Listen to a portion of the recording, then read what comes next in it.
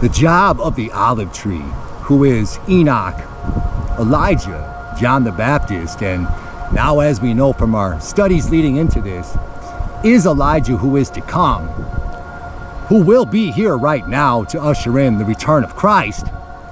The job of the olive tree in heaven, in the throne room of God.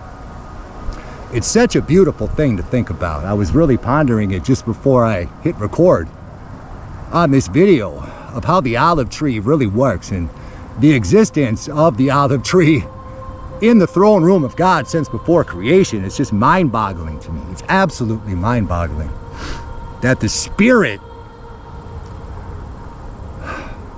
of something in God's throne room himself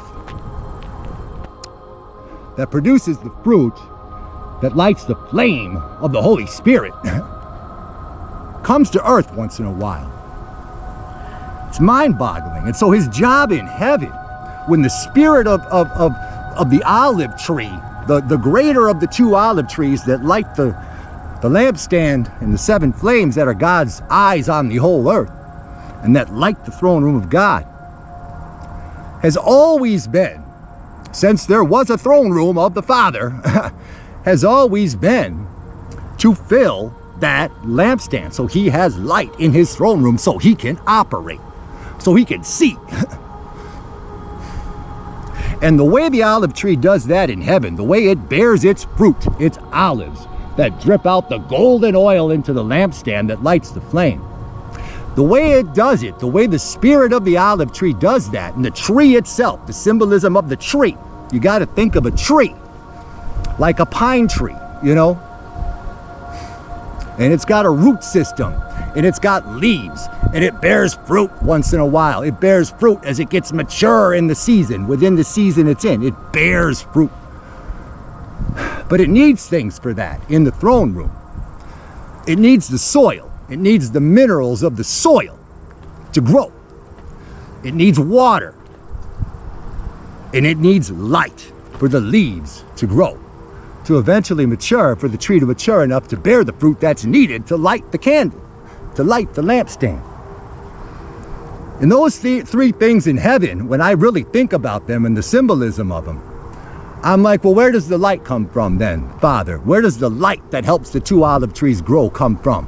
When the light is the candle flame, and there's no candle flames, there's no seven flames without the golden oil. He said, it's my face, the face of the Father that helps the leaves grow and mature. The face of the Father that has been helping the trees grow. That's the light. But it also needs water. It needs water. And I'm like, what's the water, Lord, in heaven that helps the trees grow? And I'm like, do angels water it? How does that work? And I don't have a clear picture on that yet, but it's important. And the same thing underground with the root system. What is it about the soil necessarily in the throne room for the roots of those olive trees, those glorious golden olive trees that put out the golden oil? What is the soil in the throne room of heaven? These are the things I ponder.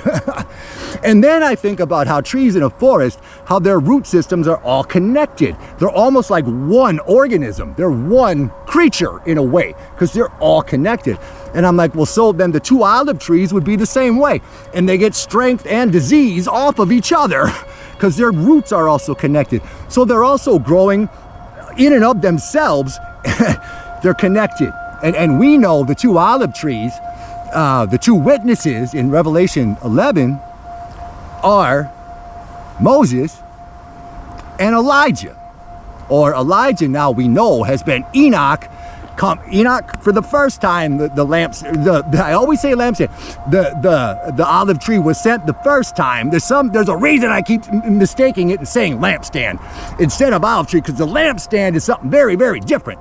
The lampstand is something very different. We haven't gotten into what the lampstand is yet, but in this series, we're definitely going to be getting into the lampstand that collects the oil for the flames, to the root of the Holy Spirit. The lampstand collects the oil for the flames. But I keep saying lampstand, but there's a reason that the olive trees come to earth once in a while, because they have their job in heaven. And without them doing their job in the throne room of God, there's no Holy Spirit on the earth.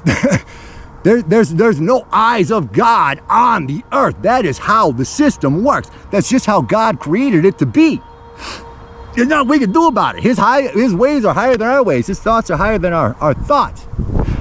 But the lampstand that is Enoch, Elijah, John, and Elijah who is to come, that lampstand gets sent to earth at the most key times in human history. Every single time. Because that golden oil that the spirit of the lampstand has, that manifests in the person of Enoch, Elijah, John the Baptist, and Elijah who is to come, that manifests in him, that same spirit. It's not people like them, it's the same spirit. It's the spirit of the lampstand, of the olive tree, the spirit of the olive tree. That's physically manifesting on earth in these key times. And so Enoch came to bring the oil to earth back in a time where Nephilim were everywhere and devouring the entire earth. Literally 2.131 miles tall. They actually were. I double checked this morning. Devouring the earth. And it was 2 generations away from the whole earth being flooded with Noah. And so Enoch had to come in, being the only righteous, truly connected to the Father, because of course he was, because he was an olive tree. He is an olive tree in heaven. In the throne room, he knows the Father face to face. Wow. He needs to come to earth to bring the purity back in these horrible times that he sent. When Enoch was sent, 2 generations from the entire earth being flooded, and he has to lay a path. He has to lay a path and show that every time he has to show this one tiny path. Like when he was Enoch, that tiny path was just his great-great-grandson, Noah. And the whole path of humanity was only going to go down one lineage at that point. The earth was so bad. And Enoch had to be the one to prophesy that, bring it into existence through his own loins, the Bible would say, through his own seed, and also spiritually. And get those angels, those fallen watchers, get them judged and punished and bound before the floods came. And all of these things, he had so many things to do, which is why he spent like all of his time directly with the angels or with the Father. Because the golden oil was on earth, and the golden oil had a big job. And his biggest job by far was getting this book to us, getting the book of Enoch to us for now. And as we finally dive into chapter 1 today, you're going to see what I mean. But the olive tree's job through all history has always been simple: to start digging.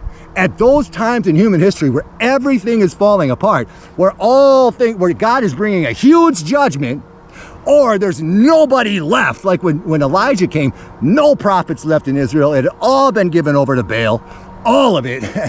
And Elijah had to do it all on his own and perform these miracles that could not be denied. And then he hated himself and wanted to die because God had him kill 400 prophets of Baal with the sword. And he's like, I'm no better than my fathers. What is this existence? If this is what it's like to serve you, God, and he laid in the desert and wanted to die, you know? But he was laying a much more important path long term, and he knew that because he was the olive tree. Whether he knew it on earth that time or not, I don't know. But he kept the kingdom of God alive on earth. That's what the olive tree does. The greater of the two olive trees is sent to keep the kingdom alive on earth when there's barely any hope left. And then he was sent as John the Baptist to usher in the greatest coming of a human being in flesh, the Son of the Most High, and baptize him. Can you imagine that honor? But then even as John the Baptist, the olive tree at the end of his whole ministry, doubted everything he did. And he had to send out people to find out if Jesus really was the one, or if we should still wait for another. He doubted his whole ministry before being beheaded. I know I say it a lot, but it shows us when Jesus called him more than a prophet and the greatest ever born of women, the greatest ever born of women. When Jesus said that, it's important to understand that in the eyes of God, the greatest born of women, the olive tree come to earth, still had doubts. As he sat in jail, miserable. What was this ministry all about? I gave my whole life's work over to the Messiah, and now I'm not even sure it's the Messiah 100%. And now I'm in jail, and then he died. Then he got beheaded. But he did his job. And the olive tree always does his job. Even when the whole world is against him. Even when the whole world thinks he's a lunatic. Even when the entire world says, what is wrong with that crazy freak? What happens is the olive tree is so in tune with the Father because he's lived his entire spiritual existence in the throne room, watching creation happen, giving the light to allow the creation to happen in the Spirit, as the Spirit hovered over the face of the great deep, when all there was a great deep. And God said, I'm going to make something underneath that great deep. I'm going to put some foundations on the bottom of that great deep, and I'm going to put a firmament all the way around it, and I'm going to put earth in the middle, and watch what I do with this. And yes, we all do live in a yellow submarine. We'll talk about that way more. But that's where we live, a yellow submarine. And the Beatles told us that, I believe, in 1966 or 67. What a crazy world we live in.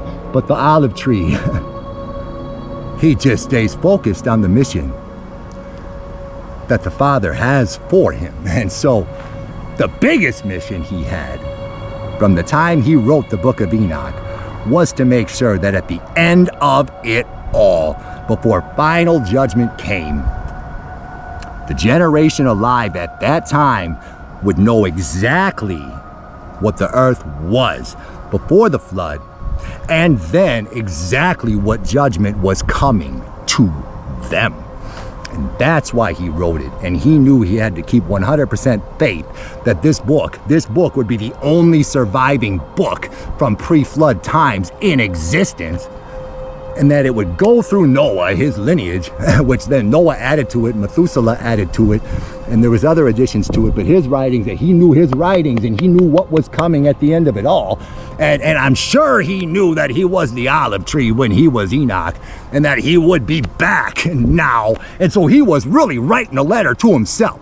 He was time traveling in a way. If you want to look, he was totally time traveling.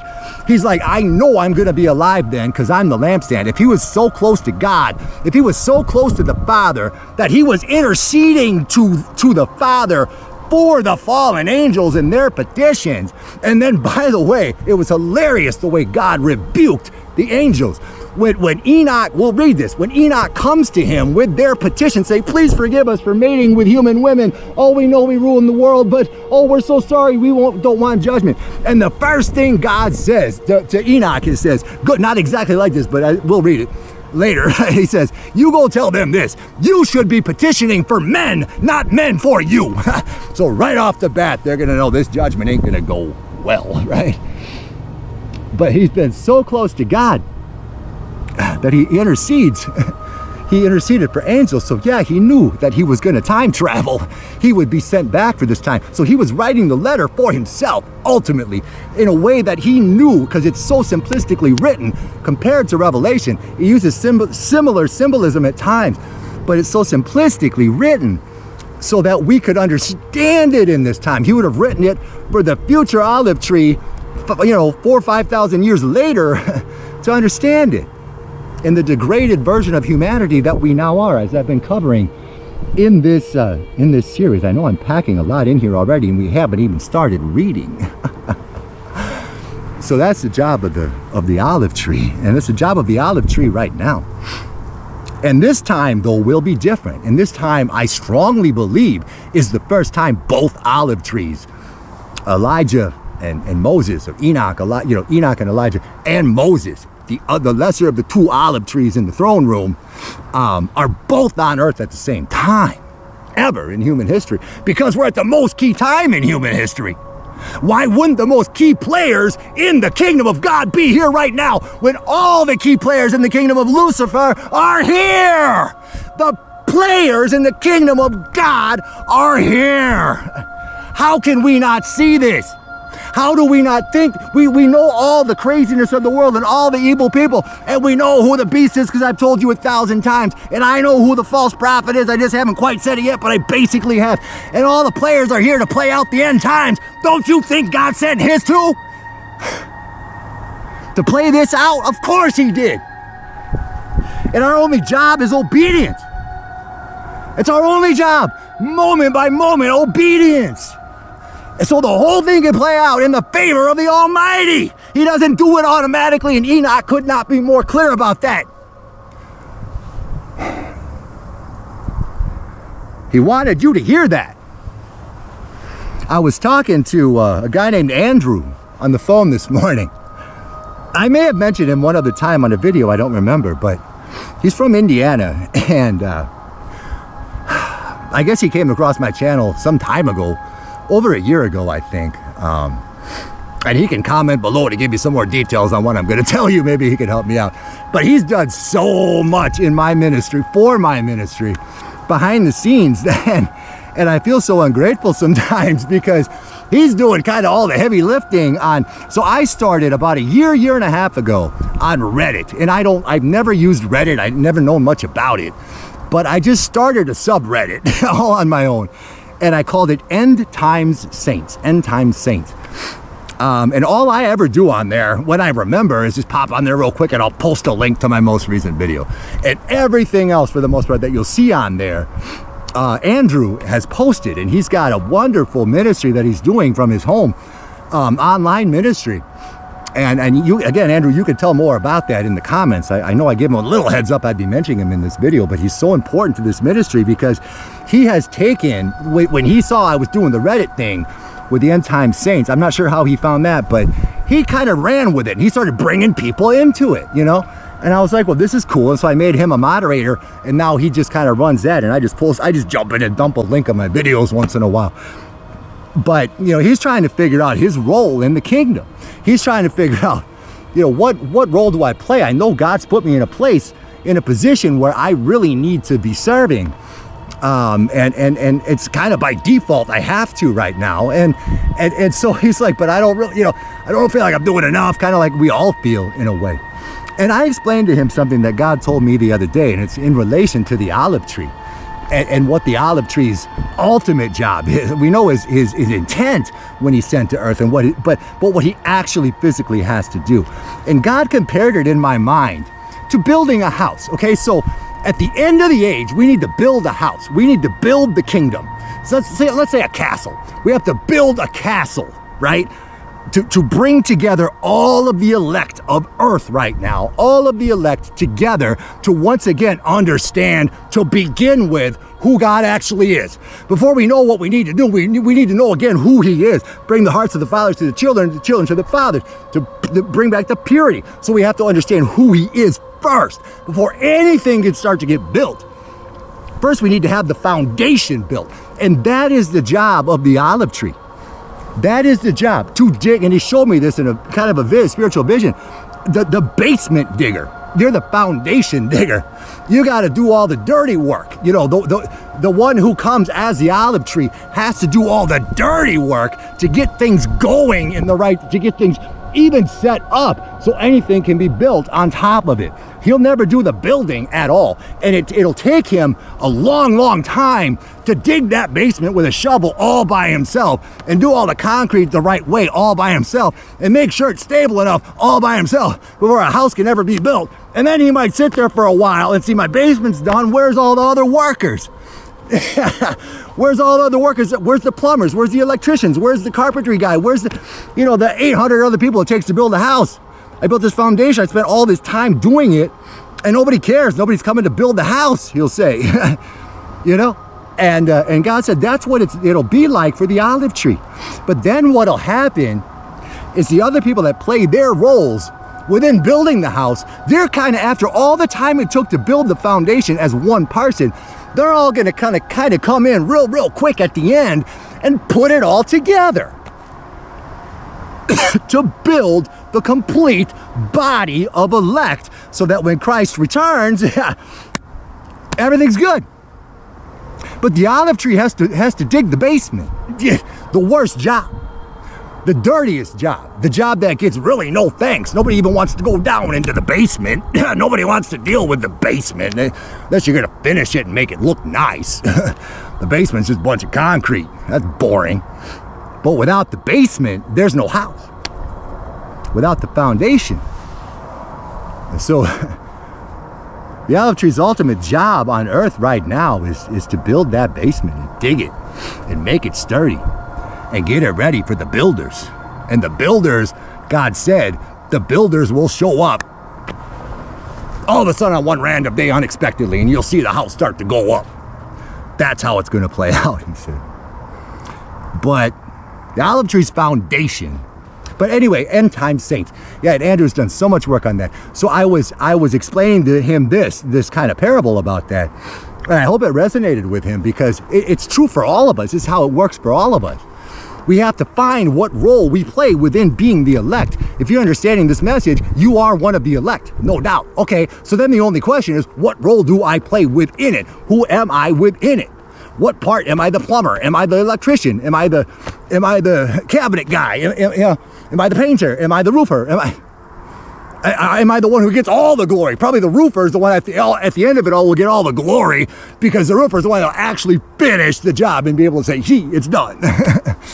You know. Meanwhile, the basement guy, he's long since moved on to his next job. You know, digging the next basement and digging. So Andrew, you'll find your role. You'll find your role in building the house, but you're already building the house. And the chances are you're already playing that role without your knowledge. And I think that's how it works for all of us. In God's plan, at the end of the age, which we were born into. We just happen to be here. Here we are, and we're at the end. And there's no doubt about that. All you got to do is look around the earth. Look at the news. There's no doubt. So we're at the end. And we just have to be ourselves. And we are ourselves by default. And then when we come into God, we learn who we are in Him. We start to become that more and more and more and more. And so that what the role we played at the end of it all, we probably won't know for sure until it is the end of it all. And then it'll be like, well, that was obvious. That's the role I was playing all along. Geez, I didn't even see it, And we'll all feel that way. We'll all feel that way. None of us are more special than the other. And none of us can make any of it happen without the other. What good is a basement with no house? There's no shelter over it. What good is a toilet if there's no plumbing?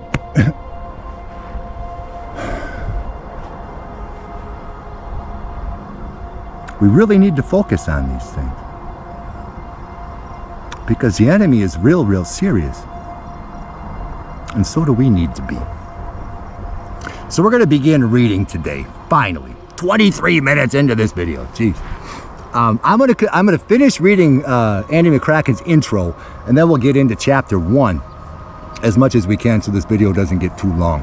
So the conclusion of his intro says, condition of the text. I believe the text to be in good condition generally. It seems to be almost complete, with a beginning and an end, and it is self-consistent. Even more significant, this is talking about this particular translation that he did. Even more significant is the way that Enoch's character and style of writing are still apparent.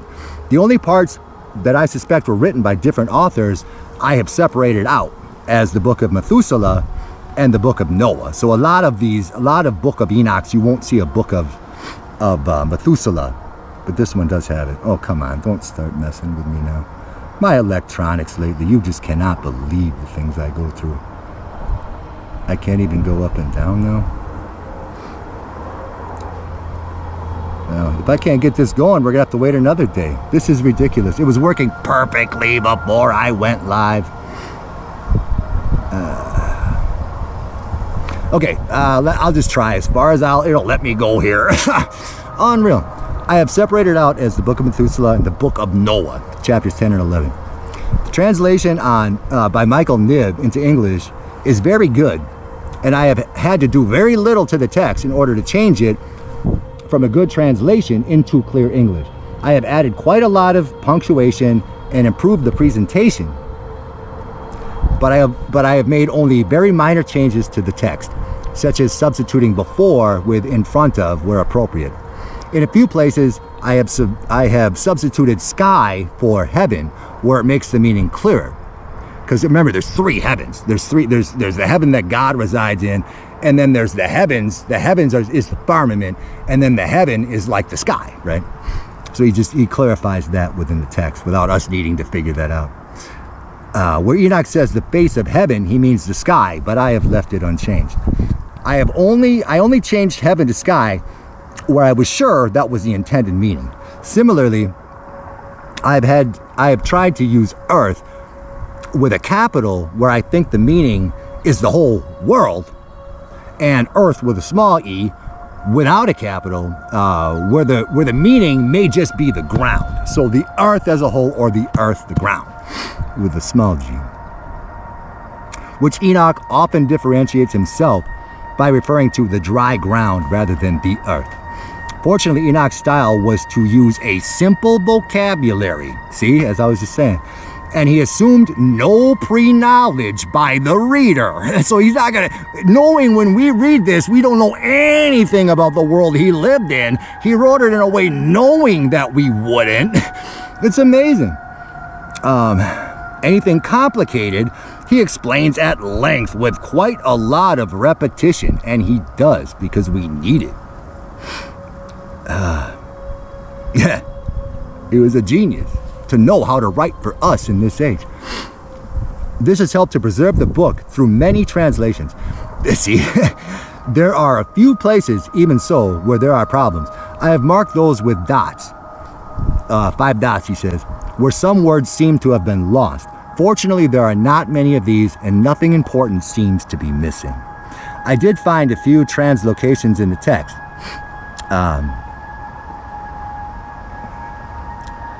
Methuselah's book had been inserted near the back. Noah's book and the storehouses had been inserted into the third parable. Part of the prophecy of the 10 weeks was in the wrong order. I have kept the Ethiopian chapter and verse numbers in all cases. So let's just use these chapter and verse numbers. Once I start getting copies of this out to you guys so you can download this copy and read along with me at home, we'll use the chapters and verses of this when we're quoting like we do with scripture, you know, Mark 7, chapter 2, right? So we'll do that on here. So that any changes to the order of presentation can easily be seen. I have split the book into sections where there seems to be a natural break and given each one a title. I inserted Noah and Methuselah's work into the middle where there seems to be a major break in Enoch's book. Okay? The first section of Enoch is mainly the story of what occurred, whereas the second part is mainly written from the notes that Enoch took while he was with the Watchers, the 20, the fallen angels. Additionally, the end of Noah's short book conveniently serves as an introduction to Enoch's book of parables. Andy McCracken, August of 2022. So he wrote this 22 years ago. And finally, we get into the book of Enoch. This just won't scroll for me, and I'm sorry for complaining about it, but it's so completely annoying. I'll make sure to quadruple check it tomorrow or the next time I make a video. I'm not sure I'll be making one on Sunday. We'll see how the Spirit leads me, but we'll see. I may need a little day off here, Lord, if that's possible. It's been so intense. If you couldn't tell from that video yesterday, the intensity in the Spirit right now, there's so much He needs us to be doing and understanding right now because of what the enemy is doing behind the scenes that we don't know about. But God knows the war that's going. God knows exactly the war that's happening. He's got to be putting, if He's not putting this intensity into you, you have to ask yourself at this point, are you truly seeking what He wants on earth?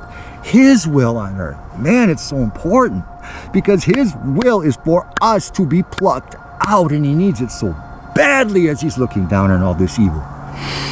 Oh, all right. So now we lead into chapter 1. the blessing of Enoch. And then Andy will give an intro into each chapter, into each book, which is very insightful as well. So I'm always going to read his intros as well, because some things have come out to me in reading his understanding. He was doing this as a ministry, clearly. So he was adding his thoughts to it as well, and what he was seeing, understanding the book as well as he does or did. This section of Enoch's introduction to the book. This section is Enoch's introduction to the book. At 1.2, he explains how the angels or watchers showed him a vision of the future. At 1.5, the watchers are mentioned. Here, Enoch means the runaway rebel watchers who came to live in his area. This is described in section 3. In the Bible, Genesis 6 verse 4, the descendants of the watchers are described as giants or Nephilim, and they may have been bigger than the local people, as we've talked about. Enoch describes them as giants. 7.2, Andrew Collins' investigations suggest that a race of unusually large people did once exist. See his book, From the Ashes of Angels, which I'm not familiar with. The main theme is that of destruction. God is going to clear away the sinners so that good people can have peace. This is the flood of Noah, which was still some way off when Enoch wrote the book, although there are details of a second end later in the book, he says. Yeah, the whole book was written for the end, as you'll see, because when Enoch started writing, that is his entire introduction. He's like, "What's up? My name is Enoch. Hello, future. I'm here, and this is what you need to know." This is what you need to know. And so we will start with the words of Enoch. Chapter 1, the blessing of Enoch. These are the words of the blessing of Enoch, according to which he blessed the chosen and righteous who must be present at the day of distress, which is appointed for the removal of all the wickedness and impious. That's now. And that's exactly who he's talking about. And he gets more clear about that. And Enoch began his story. Or I like it how it says in the other version. Enoch took up his parable, it says, and said, "There was a righteous man whose eyes were opened by the Lord. And he saw a holy vision in the heavens, which the angels showed to me. And I heard everything from them. And I understood what I saw. But not for this generation," he says, "but for a distant generation that will come." Hello, he says, I'm writing to you. "Concerning the chosen, I spoke, and I uttered a parable concerning them. The Holy One and Great One will come out of his dwelling, and the eternal God will tread from there upon Mount Sinai, and he will appear with his host, the host of heaven, the heavenly host, and will appear in the strength of his power from heaven." Mount Sinai, that's where he appeared to Moses, to the other olive tree, to Moses, and gave Moses the law on Mount Sinai. And the Father will return one day. He said the Father will come to Mount Sinai and appear with the host, with strength and the power of heaven. And all will be afraid, and the watchers will shake, and fear and great trembling will seize them up to the ends of the earth. And the high mountains will be shaken, and the hills will be laid low, and will melt like wax in the flame, just as Revelation describes. When the Father shows up, everything melts away. The heavens and the earth melt away. And the earth will sink.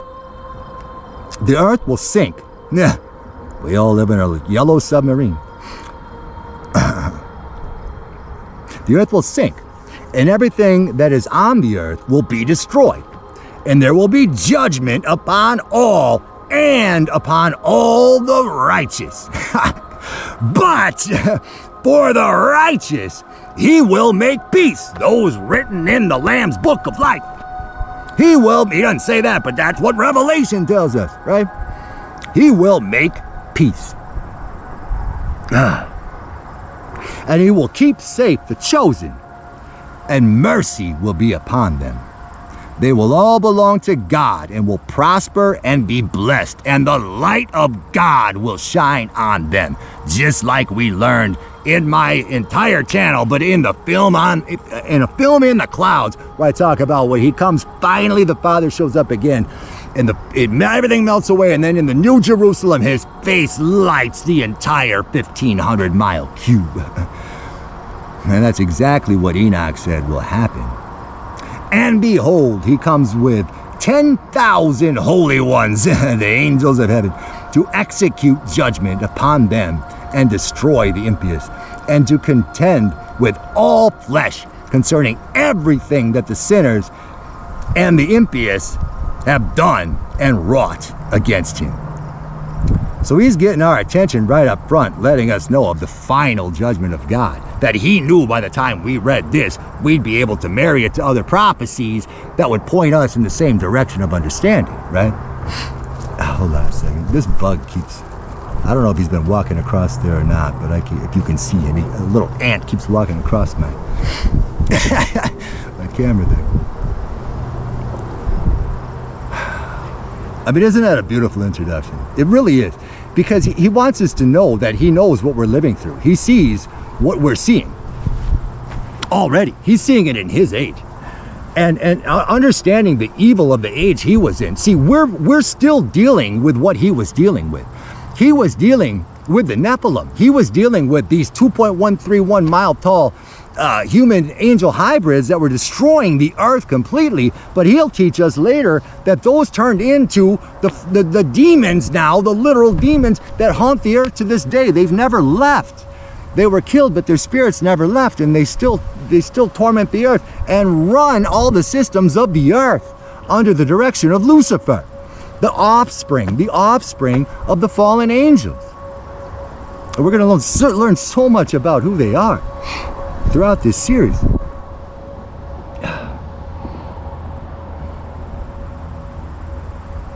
So much about who they are.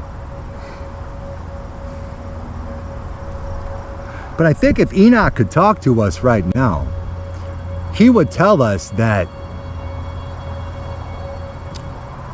the evils of this day, although we don't see them as much physically with our eyes, although we see a lot of evil, we can't imagine the things his physical eyes beheld in the physical realm of evil that was on earth at that time. What he would want us to know is that although those were physical evils and they were ungodly evils and they were devouring flesh but they were obvious. You could see them with your own eyes and at least know that they were tangible. He said, those same evils that are in the world right now, he would tell us, those same evils that are in the world right now are far more powerful and far more dangerous because 99.999% of the world don't know how real and tangible they actually are. And they're working through human flesh now. And they'll be working through and are working through the beast and through the false prophet and all the leaders of the world and all the religious leaders of the world. They're all playing their roles within the complete system of the beast in order to complete the system of the beast, which God allows for the 42-month reign that the beast gets. And Enoch would tell us that this time is far more evil than the time of the flood. Because when the flood happened, there was still one righteous that could carry on the lineage of mankind. But this time, God has to come back and finally judge it all. And start all over with the next age, the millennial reign, for the saints of this age who overcome. And then the New Jerusalem after that. So this time is worse. This time is worse. And that's why it's not ridiculous to think that God would send back the key people in history, the key spirits from heaven, in the form of man. If Lucifer does it with the beast, and Lucifer does it with the false prophet, you don't think our God in heaven would. I know I said that already, but come on, man. Who do you think our God is? He's the ruler of all things. You want to talk about Trump playing 5D chess? Yeah, our God plays infinite level chess. And no one will ever be able to catch up with it. As soon as they think they are, as soon as they think they have the perfect attack to get you with, whoop, God diffuses it every single time. He is the almighty creator of all things. And if you're not serving him yet, get on board. Because everyone who doesn't will end up in the lake of fire. In the most evil time in human history.